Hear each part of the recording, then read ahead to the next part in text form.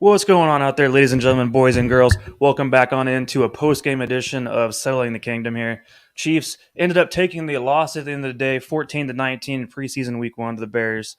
There's a lot of different things to look at in this game, obviously. We have a lot of positives. The Chiefs offense still like the Chiefs offense of old, even with some of the new faces on the team, obviously. And the defense stood out quite a bit, too, in the beginning. Justin Reed had a big tackle to start off the game. Happy to see him do that. But we have a lot of positives because George Karlaftis came out and showed out today, I think. A lot of pressures. Did end up with getting a sack there in that game, too. So I was impressed by him. What do you think, Tanner? No, I'm with you. I like the defensive line. I saw a lot of good things off that defensive line. Stallworth, right? Stallworth was in a lot Taylor of those Stallworth. plays. He was getting in the backfield as well. Frank Clark was out there actually looking good and getting rushes on the quarterback. So hurrying up. Chris Jones got a sack, right? That's huge Chris to Jones see. got to say. Willie Gay come in and make a tackle. Willie Gay, he too, had so. a few tackles that were really nice Right. to see. The good news is the first string offense and defense both looked solid today. So no worries there at the moment. And I was just happy to see some of the younger guys come in and look the part really and play their role and do it the right way. Obviously, Sky Moore got involved a little bit. Looked like what we expect so far. Patrick Mahomes only missed one pass, 6 of 7 for 60 yards, 1 touchdown. So he looked normal, of course, as expected. Both Watsons on both sides of the ball. Was it Kenny Watson, right? Justin Watson. Justin Watson. Justin Watson, receiver. That's actually one of Mahomes' favorite guys so far in camp. So he's talked about him a couple times in some of the interviews. He had a touchdown too, and he looked Right. really good. And then as well as Jalen Watson on the defense side, he had a couple plays he kind of misread, but overall, I felt his coverage was pretty well. Now, how do you feel about the run game so far? Because what we saw today, we saw a little bit of Pacheco playing primarily with the first string offense. So with that said, that tells you what the coaching staff thinks of him. As a 7th-round pick, already worked in with the ones over a guy like Ronald Jones or a McKinnon, he's already getting the workload. So what do you think that means for the foreseeable future when this whole thing goes into week one? Well, that's scary for Ronald Jones and McKinnon. I can tell you that much. Look, I feel like there's still a lot of things to figure out on the run game between Clyde, between Isaiah. Gore looked awful. That was a rough game. Rough game. You know what? It's preseason game number 1. Let's see what he does next week. But that was rough.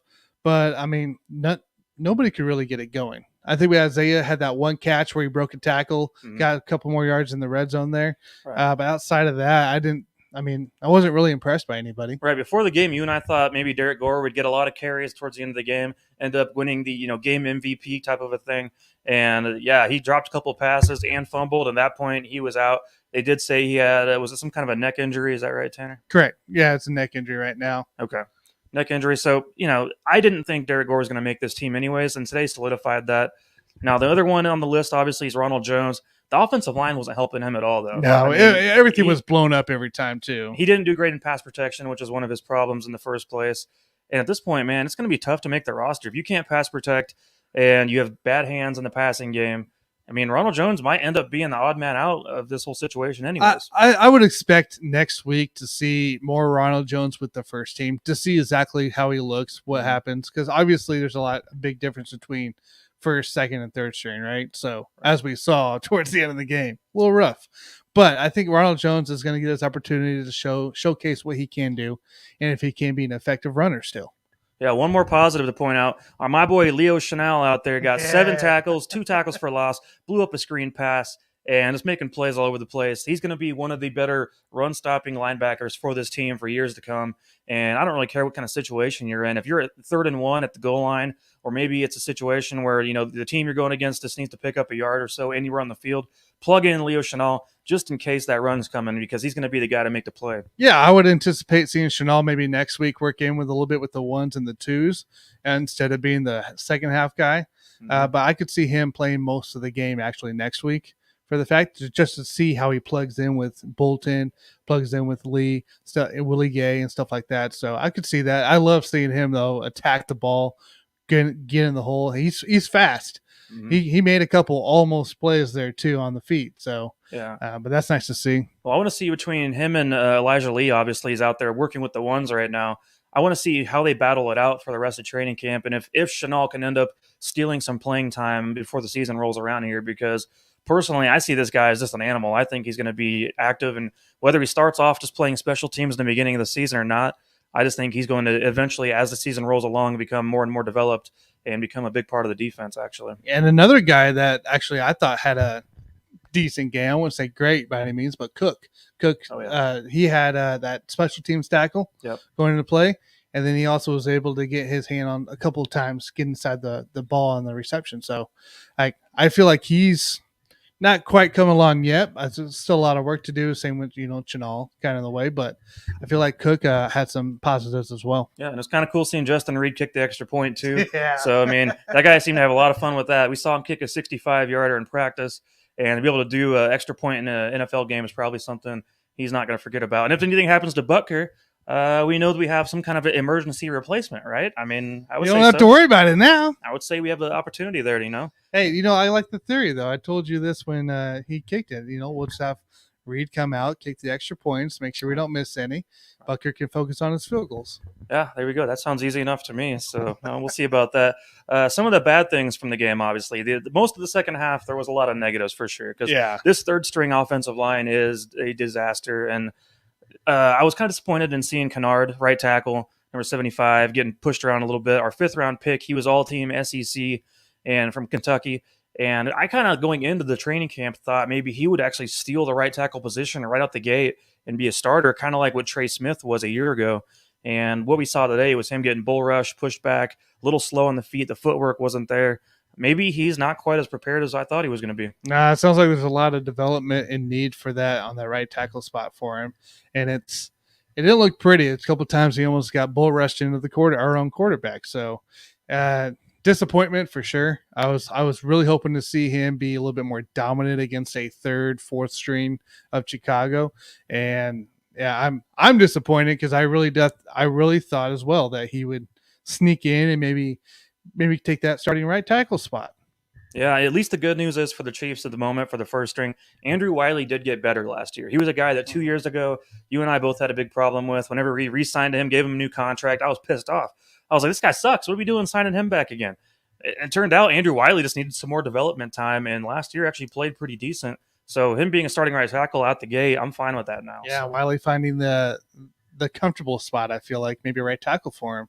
We were bouncing him around all over the line as well during that first time, and he came out, and I think he continues to look good at right tackle. Yeah, I think obviously our biggest failure of the day is probably going to be Crum at quarterback.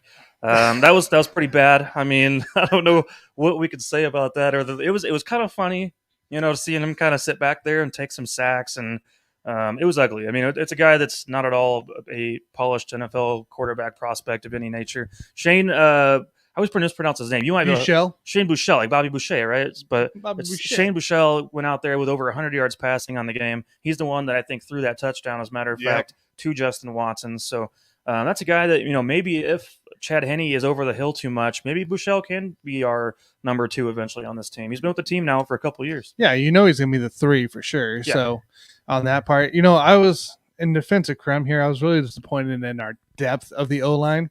I didn't see anybody that really stood out. Allegretti, even when he was in, did not stand out to me at all. I feel like he was struggling as well, and he's supposed to be one of our swing guys on the offensive line. So I don't know. There's a lot of issues on that O-line in general, not just from a run game standpoint, but also protecting your quarterback. Right, and we didn't see a whole lot of guys depth-wise stand out on defense either, because as the game progressed, I mean, the Bears weren't really doing much, but neither was the Chiefs' defense. Chenal was making plays, but the rest of the guys that we didn't really see much pass rush coming from the edge. I mean, outside of Stallworth. Yeah, Taylor Stallworth, who played with the first string for a few snaps. So, I mean, he got in there late in the fourth quarter, I think, and made a few stops. But really, no one else is standing out and stepping up at the corner position at the moment. That's what I'm looking forward to seeing down the stretch here is, if a guy like a Jalen Watson, who the Chiefs drafted in the 6th round, can step up and end up being a part of this defense or not. Or, is he just going to be a training or a practice squad guy? Yeah, and a guy like Devon Keys, who actually had some highs last year, blew up, had 2 touchdowns thrown against him, and it did not look pretty for Devon Keys. That's a guy who's probably on his way out here after week 2. Right, we saw last year him getting beat deep over the top in preseason, happening once again this year. I think that project's probably just about experiment's about done there. So yeah. Now, what do you think about the kick return situation? We saw the Chiefs trying to mix in multiple different guys at different spots. I think the best return of the day probably was the one from Pacheco, where he took it from about 7 yards deep in the end zone, returned it out to the 27-yard line.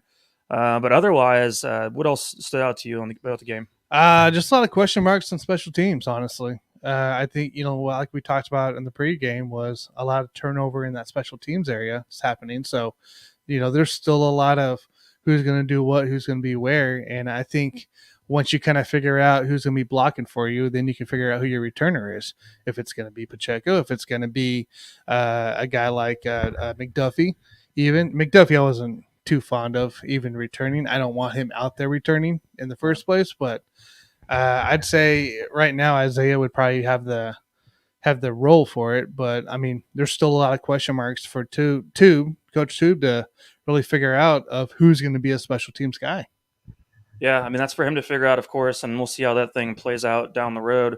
Otherwise, there's not a whole lot from a week one preseason game you can take away from it and like project onto the regular season, just because there's what you saw today was primarily backups in there, and the first string, both offense and defense, did their job, which is all you can really ask. Um, I guess for me, I at least have now marked in my WR5, which is Justin Watson. So if there is a WR6 on this team, I'm not sure that's going to be yet. Could be Darius Fountain. It sure as heck's not going to be Corey Coleman or Josh Gordon. I'm not interested in those anymore. I think Darius Fountain is probably your best bet because he can at least play special teams. We've seen that in the past as a gunner.